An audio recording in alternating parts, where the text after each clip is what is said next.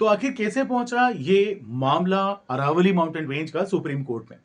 तो सबसे पहले कई दिनों से यहां पर खनन उत्खनन यानी कि माइनिंग क्वायरिंग और रियल एस्टेट के प्रोजेक्ट्स को लेकर के यहां इस अरावली माउंटेन रीजन का बहुत तेजी से लगातार डिस्ट्रक्शंस होते चले जा रहे थे, यानी कि विध्वंस होता चला जा रहा था। धीरे धीरे करके अरावली माउंटेन रेंज खो रहा था। एनवायरमेंटलिस्ट और साथ ही साथ जो लोकल हमारे साथ में कम्युनिटी थी, ओके, इनके द्वारा सुप्रीम कोर्ट या अगर हम कहें तो छोटे छोटे कोर्ट्स में जाकर के वो लगातार अपनी लड़ाई को लड़ रहे थे। और इस तरीके से they are saying to protect the Aravalli mountain range, और वो अरावली माउंटेन रेंज को प्रोटेक्ट करना चाह रहे थे।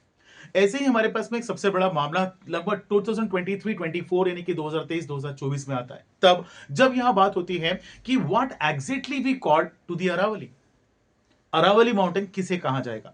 और इसी बात को लेकर के यूनियन एनवायरमेंट मिनिस्टर यानी कि संघ के केंद्र के जो पर्यावरण मंत्रालय है, इनके द्वारा इसकी डेफिनेशन दी गई। वो कहते हैं कि on the basis of scientific criteria only the Aravalli mountain range should be called to that elevated more than 100 metres. मतलब एक वैज्ञानिक मानदंड के अनुसार दरअसल 100 मीटर से ऊपर उठे हुए पर्वत के भाग को ही या क्षेत्र के भाग को ही अरावली पर्वत श्रृंखला कहा जाना चाहिए।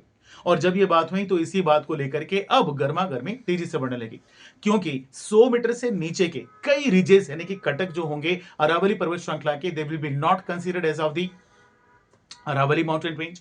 और वहीं हमारे पास में they will be open to any type of the mining and the real estate projects. और इस तरीके से पर्वत श्रृंखला का बहुत बड़ा हिस्सा खराब हो जाएगा। और इसी बात को लेकर के फिर यहां पर सुप्रीम कोर्ट में अर्जी लगाई गई, पिटीशन ली गई।